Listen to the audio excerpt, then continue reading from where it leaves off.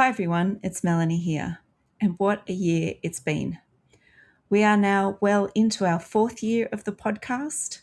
We have finished our books and we have created Story Nerd courses.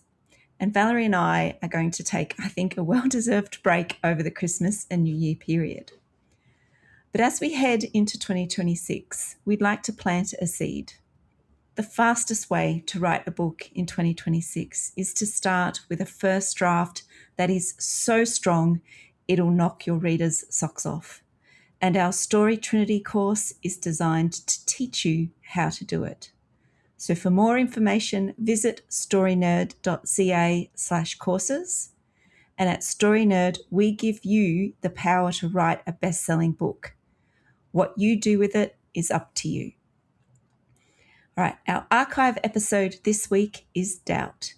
This quiet, character-driven story shows us how to craft perfect conflict triangles and create narrative drive. If you master these techniques, you will be well on your way to writing compelling stories. Happy listening.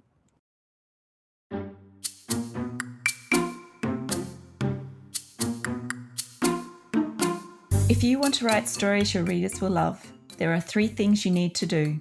Understand storytelling principles, see how other writers have applied those principles, and then use them in your own work. Here on the Story Nerd podcast, our goal is to demystify story theory. We'll help you with the first 2 steps so that you can get started with the third. I'm Melanie Hill, writer, editor, and poet, and I help writers find solutions to their story problems so they can finish their novels. And I'm Valerie Francis. I'm a writer and literary editor, and I teach women how stories work so they can finish their books faster and without the frustration. On today's episode, Valerie pitched Doubt so that we can study conflict triangles. This 2008 film was written and directed by John Patrick Shanley, based on his play Doubt, a Parable, which won both a Pulitzer Prize and a Tony Award. Of course, there will be spoilers because we can't talk about the movie without talking about the movie. And please help other writers find our show by leaving a rating and review. For Apple Podcast listeners, you can do it right from your phone. Simply go to the show's landing page and scroll to the bottom. It's that simple. All right, Valerie, I think I know why you chose this movie this week, especially as our introduction to story triangles. So why don't you take it away and tell us what you found or the theory behind this particular area of study? You got it. Okay. As Melanie said, I am studying a concept called conflict triangles this season. And I honestly cannot remember where I learned about it. I have no idea if there are other names for it. I haven't read it in a theory book. I know someone told it to me, and I kind of just jumped in and started to do my own research. If I had to guess, I would say the source is probably Robert McKee, Stephen Pressfield, or Sean Coyne. Now, here's the thing. We already know about the conflict triangle, and we understand it, and we use it, but in a very limited sense. We've all heard of a love triangle, right? I mean, we use them in stories, love stories all the time, whether that's the main genre of the book or film, or whether it's a subplot. But conflict triangles apply to all stories, regardless of the genre. And it's a really neat concept because the bottom line here is that when you're using conflict triangles, it makes the story a lot more interesting for the reader, and it makes it a lot easier for you to write. Easy being a relative term, of course. All right, so the main conflict in a story is between the protagonist and the antagonist, right? Fine, we all understand that. But if that's all we got, then our story is like a tug of war, right? Going back between the two of them, back and forth between the two of them. And thanks to the work that Lisa Cron has done in Wired for Story, we already know that we are wired to naturally look for setups and payoffs. We're wired to look for patterns in stories. I talked all about that last season. Well, if there are only 2 entities in the conflict, the protagonist and the antagonist, the pattern will be very easy to predict. And that means that the story will get really boring really fast. And not only that, but the story's premise, if there's only these two poles, antagonist, protagonist, push and pulling back and forth, if that's all we have, it's very likely that the story's premise is not strong enough to sustain a whole novel. You're going to run out of things to write about. So if you've ever sat there and thought, how am I going to fill up all these pages? How am I going to get to 80,000 words? Or if you're writing historical fiction or maybe a fantasy or sci-fi where it's an imaginary world entirely, how are you going to get to 120,000 words or 100,000 words? If that is something that has been on your mind, have a look at the conflict in your story because you might find a solution using conflict triangles. When you introduce conflict triangles, suddenly your story is going to have a whole lot more depth. The tension will increase and the whole narrative will become more compelling. Now, please do not underestimate how difficult it is to catch a reader's attention in the first place and then hold it all the way to the end of a novel. It is exceedingly difficult. It's difficult for a movie too, and those guys have spectacle on their sides. You know, the Marvel universe has Chris Hemsworth's abs to help hold our attention. All we have is black text on a white page. So we really have to make the best use we can of the tools that we have, and conflict triangles is one of those tools. So the idea behind it is pretty simple. Conflict happens when characters disagree about something. Two characters disagreeing doesn't give us enough material to sustain a whole novel. It might not even sustain a novella, depending on the setup of your story. If there are four people disagreeing about something, from an execution point of view for you as the writer, it can be a lot to juggle. Like those are a lot of plates to spin. So we can kind of get confused and overwhelmed by trying to juggle the four characters, or we end up grouping them into two teams, which again just gives you those two poles, right? An antagonistic team and a protagonistic team. Three people is a sweet spot. When I first chose Doubt, I mean, honestly, I did it because it's a movie that's been on my TBW list forever. I knew what the premise of the story was, but I didn't know anything more about that. After watching it the first time, honestly, I was thrilled that I chose it because I think it's amazing. And it's a really good example of conflict triangles. So when I started to do a little bit of research on it, I mean, it was no surprise to me at all that this thing won a Pulitzer and a Tony and was nominated for Best Adapted Screenplay. It makes perfect sense to me. All right, so let's talk about the movie. It's a short movie with a small cast, and yet I found 8 conflict triangles. 8! The main conflict is between the protagonist, Sister Aloysius, and the antagonist, Father Flynn. And they disagree about whether Father Flynn is sexually assaulting Donald Miller. That's a pretty significant disagreement. And Donald Miller is a 12-year-old boy who is the school's first Black student. So right there, in the premise of the story, we have the very first triangle. And that is Sister Aloysius, Donald, and Father Flynn. Now, Donald is never questioned, and he never speaks directly to what he does or doesn't do with Father Flynn. However, he is still a point on the triangle because he has a stake in this issue. Donald is new to the school and has no friends. He's an outsider there, and because he's gay, he's also an outsider in the community. At the beginning of the film, it appears that Donald looks up to Father Flynn and enjoys being an altar boy. He expresses an interest in wanting to be a priest, and in fact, the priesthood might be his way to survive the society that he has been born into. His relationship with Father Flynn is very important to him because this priest is either his salvation or his nightmare. So that's the triangle. 3 people, who all have a vested interest in a particular topic, and they all have different opinions on the topic. All right, so at the midpoint of the film, we have the scene where Sister Aloysius confronts Father Flynn about her suspicions. This is a masterclass in scene design and dialogue. And there's not a lot of movies that we as novelists can turn to for help with dialogue. And I think the reason this movie has so much to offer is because it's an adaptation from a play. And playwrights, all they have is dialogue.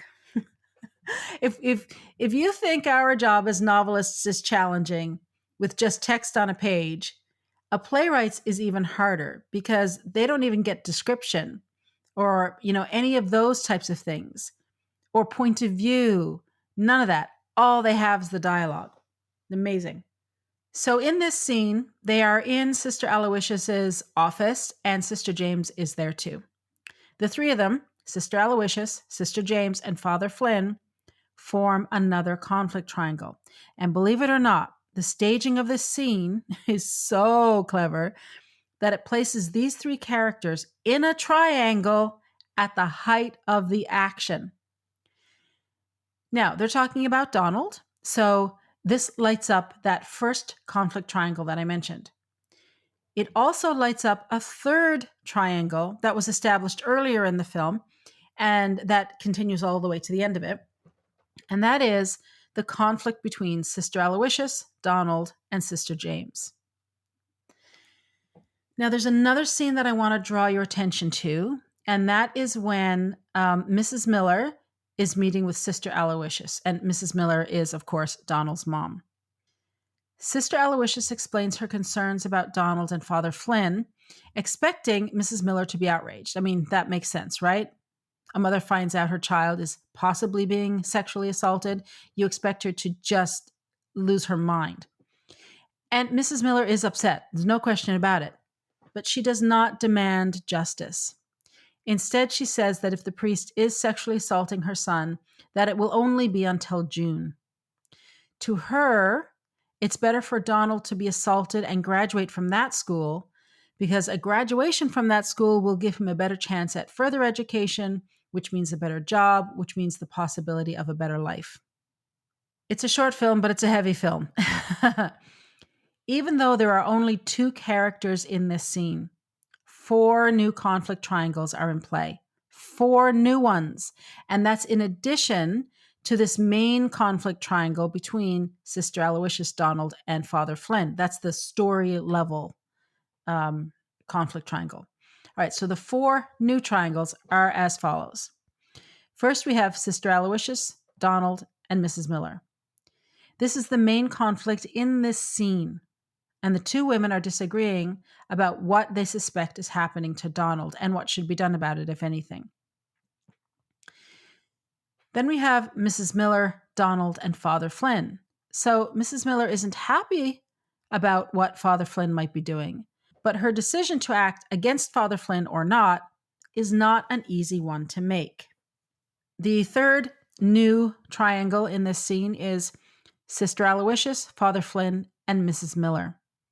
Father Flynn sees Sister Aloysius talking to Mrs. Miller in the office. He knows what it's about. He knows that his future is in jeopardy, whether he's guilty of what he's accused of or not. And then we have Mrs. Miller, Donald, and Mr. Miller. Mrs. Miller reveals that Donald's father beats him and that losing his position as an altar boy resulted in one of his worst beatings. So in this idea of a triangle, the third character can actually be off the page. It doesn't have to be present in that scene. But their presence is felt, maybe because they're being talked about or because the situation that they are talking about has an impact on that third character in some way, that third character has a vested interest in the topic for some reason or another. And often you'll have 2 characters who are pushing and pulling against the third. So, for example, when you have Sister Aloysius talking to Father Flynn and calling him out for what she thinks he is doing, you can perceive it if you want as a tug of war. But I kind of, in my mind, I visualize it as Sister Aloysius having a hold of one of Donald's arms and Father Flynn having a hold of the other of Donald's arms. And he's sort of being tugged back and forth between the two of them, right? It doesn't happen in the story. I'm not saying it literally happened. I'm saying in order to imagine how this triangle works, two characters are pushing and pulling and tugging and influencing that third character in some way. All right. Hopefully that makes sense. The final conflict triangle that I found in this film is between Sister James, her 8th grade class, and Sister Aloysius, because Sister Aloysius is evaluating Sister James's ability as a teacher.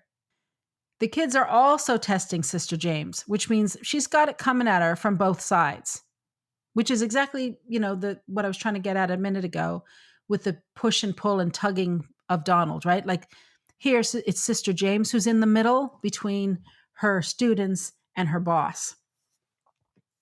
So the idea behind conflict triangles is that the tension isn't just moving in two directions, right? Back and forth between the protagonist and the antagonist.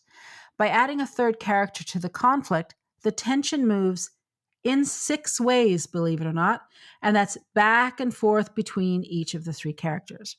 So that gives you a lot more to play with as an author.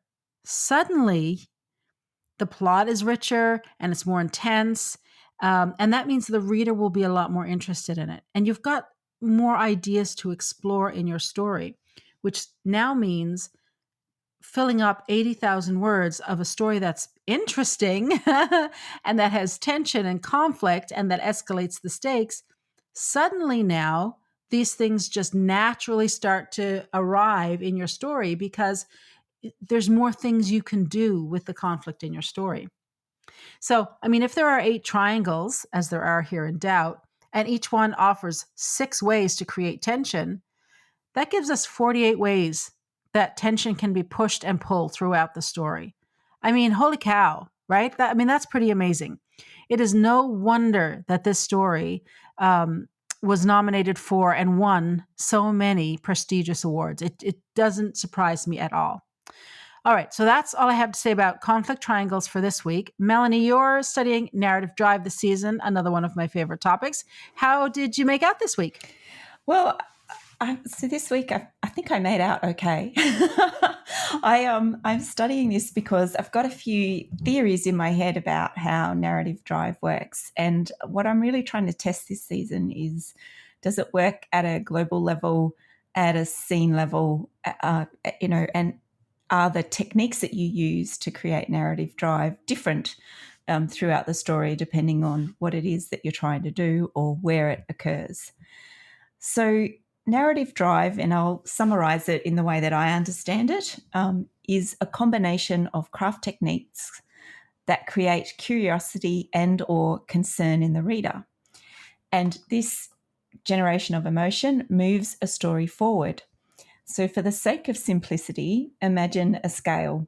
On the far left side is curiosity, and on the right is concern.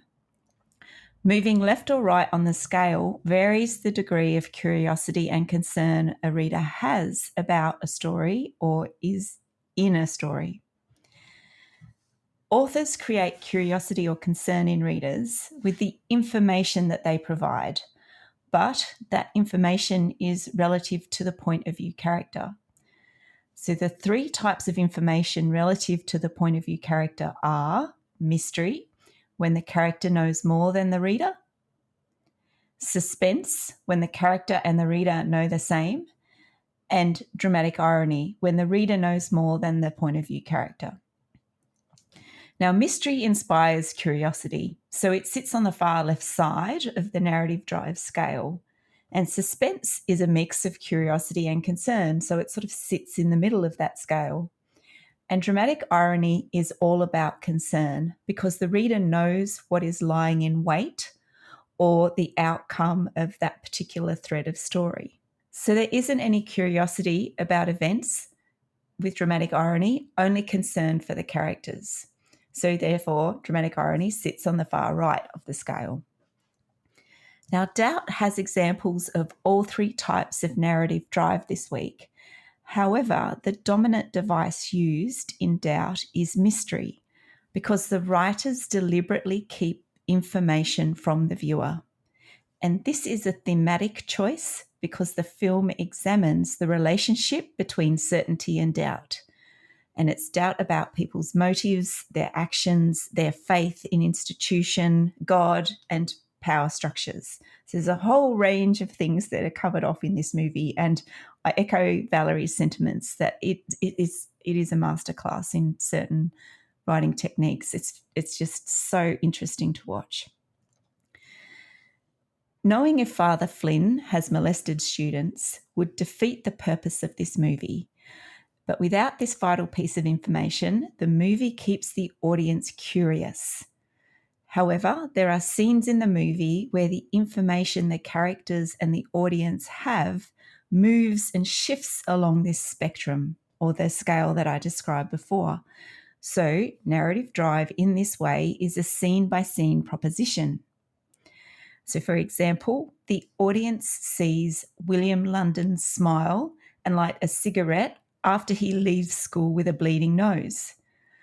The audience also sees the smile on William's face when Father Flynn leaves the parish. Now, this is dramatic irony because neither Father Flynn nor Sister Aloysius or Sister James see that. The audience, therefore, has more information than the characters. Now, what this does and how this works is really interesting. So when Sister Aloysius tells Sister James that she suspects William faked his nosebleed to get out of school, the audience knows that she is right. So it confirms that Sister Aloysius knows people or understands people and their motives. William's smile at the end of the film is mysterious. He knows something the audience doesn't. But the audience knows more, but they still don't know everything. So this is a really fascinating, just little snippets of narrative drive in this movie are really fascinating. When Sister James sends Donald Miller to see Father Flynn in the rectory, and when she sees the priest put a singlet in Donald's locker, this is suspense. The audience knows what Sister James knows. Now, Sister James is curious then about what's going on, and the audience is curious about what Sister James will do, and they are also concerned about Donald and potentially Sister James. Each scene in Doubt uses a different narrative drive device to move the story forward and shift the audience along the scale between curiosity and concern. This constant movement is interesting and keeps the viewer engaged. And as I said before, mystery is the primary type of narrative drive in this movie, and all the information given to the audience is controlled so the mystery is maintained from beginning to end. And while the types of drive in the scenes vary, none of the information breaches or jeopardizes the mystery. Now, I'm guessing here, but the writer-director has approached this script with the rule that the viewer must never know if Father Flynn is abusing the boys or not. The second rule must be that the information presented is contradictory or is not conclusive one way or the other. And Sister Aloysius is a good example of what I mean. She's older and wise to the ways of some priests.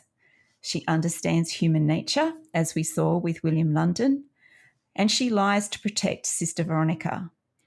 So Sister Aloysius also saw William's response to Father Flynn in the courtyard, but she doesn't have any proof that Father Flynn is hurting the boys.